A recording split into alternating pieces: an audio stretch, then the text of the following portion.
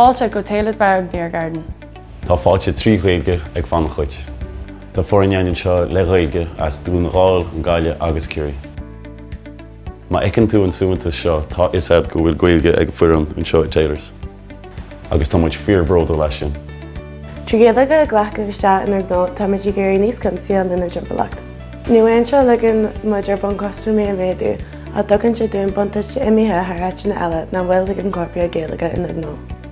We are delighted to be nominated for the Gradam Award. It has allowed us to promote our business, increase brand awareness and attract new Irish-speaking customers. We have incorporated Irish in many areas around the business to distinguish bathrooms, monthly offers, upcoming events and the newest additions. These can be found on posters and screens around the premises. You can also find them on our social media platforms. Tuige muid an tábhachtach atá baint le Ghaeilge agus í a cur bhar. Cuireann muid service ar fáil trí Ghaeilge déanamh chuid customary.